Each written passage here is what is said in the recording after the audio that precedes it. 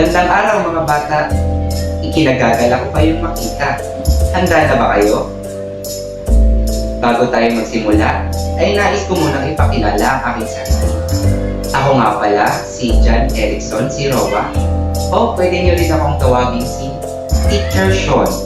At hindi na natin ito patatagalin pa. Samahan niyo ako sa aking paglalakbay dito sa mundo ng kindergarten.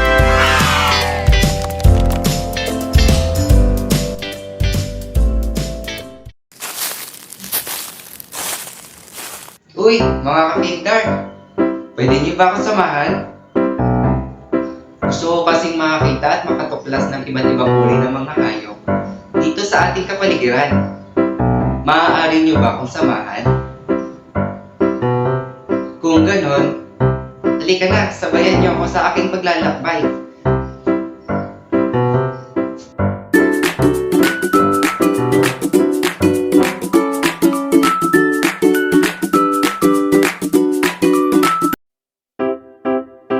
Para sa unang larawan, anong hayop ito?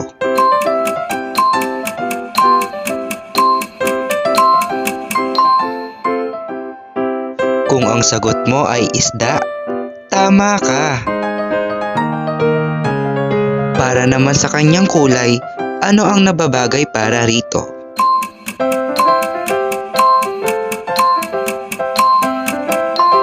Kung kulay kahel ang sagot mo, tama ka. Sean, fantastic.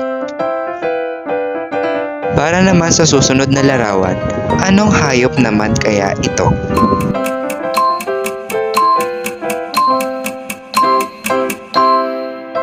Kung ang sagot mo ay aso, Sean, fantastic. Tama ka na namang muli. Sa tingin mo, ano naman ang maaaring kulay para sa hayop na ito?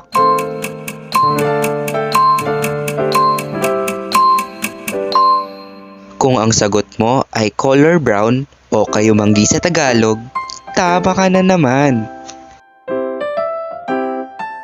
Alam kong kilalang kilala mo to. Ano ang nakikita mo sa larawan?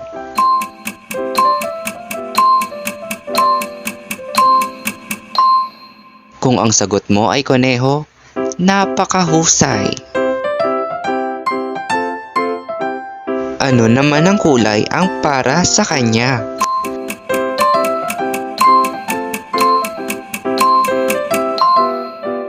Kung ang sagot mo ay kayumanggi o brown sa Ingles, tama ka.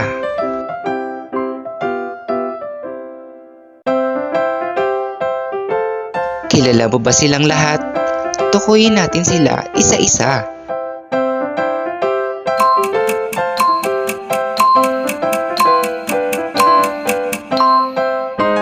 Kung ang mga sagot mo ay pusa, palaka, at paru-paro, napakagaling mong tunay. Sean, fantastic. Para naman sa kanilang mga kulay, malalaman mo ba ang mga kulay ng bawat isa?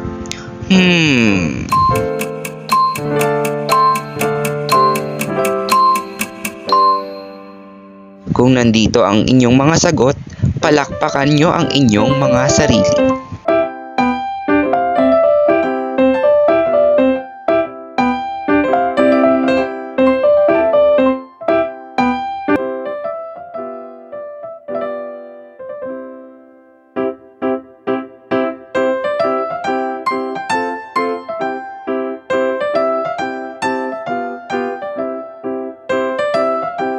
Alam kong kayang-kaya mong gawin ang ating takdang aralin.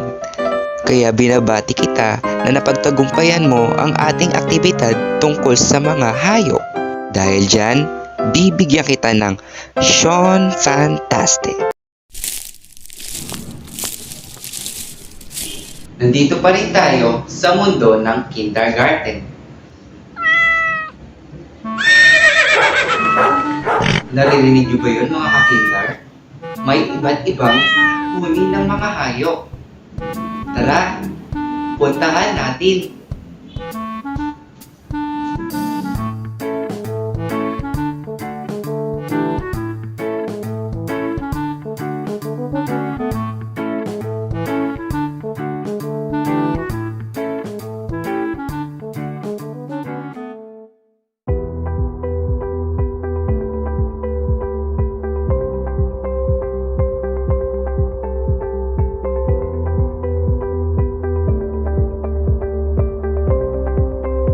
Para sa unang larawan, saan nakatira ang isda?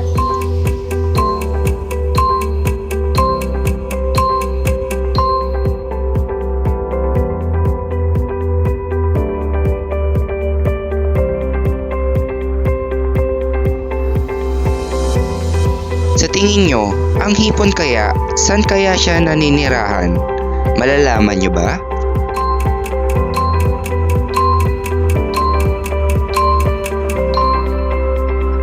Kung ang sagot mo ay pangtubig, napakagaling mo naman. Ang hipon ay nakatira rin sa tubig. Kung kanina ay naisagot mo ng tama ang aking tanong, ngayon ba malalaman mo pa rin ng kanilang tirahan? Saan kaya sila nakatira? Sa lupa o sa tubig?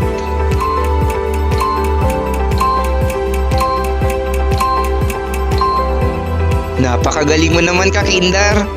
Siyempre, katulad rin natin sila. Nakatira din sila sa lupa. Para sa huling katanungan, saan nakikita at saan nakatira ang balyena? Sa lupa ba o sa tubig?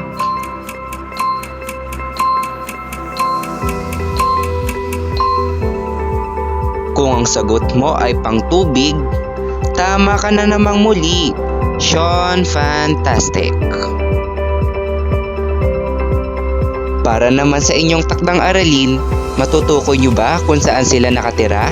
Sa lupa ba o sa tubig?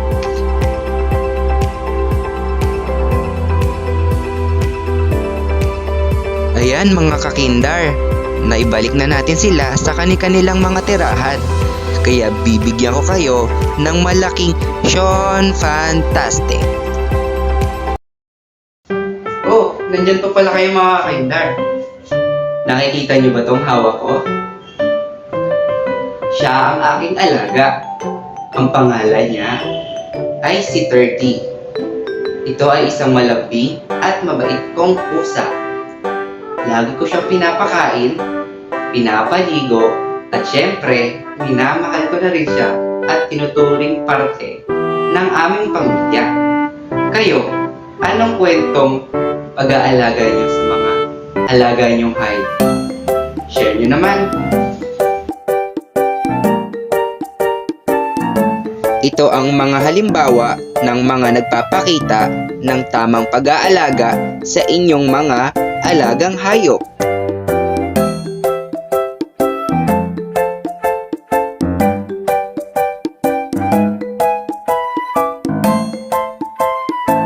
Ngayon naman ay susubukan kong linangin ang inyong mga kaalaman sa pagtukoy ng tamang pag-aalaga sa inyong mga alagang hayop. Para sa unang katanungan, matutukoy mo ba kung ano ang tamang pag-aalaga rito sa mga hayop?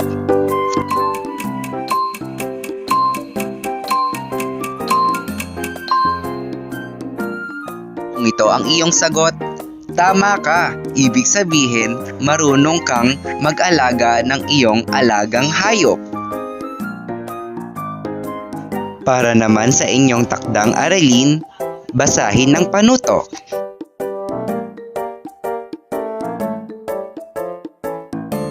Maaari kayong magpatulong sa inyong mga magulang na isend sa aking Gmail na nakikita nyo sa inyong TV screen. Bago tayo magtapos, ay pinasasalamatan ko ang lahat ng estudyante ng kindergarten na nakibasa, nakisagot, at syempre nakinig sa aking mga tinalakay patungkol sa pagkilala sa mga iba't ibang hayop. Sana may natutunan kayo kay Teacher Sean patungkol sa mga ito. Muli, ako nga pala si Teacher Sean na magbibigay ng kulay at buhay na dito lang yan sa Mundo ng Kindergarten. Paalam! Sean Fantastic, guys!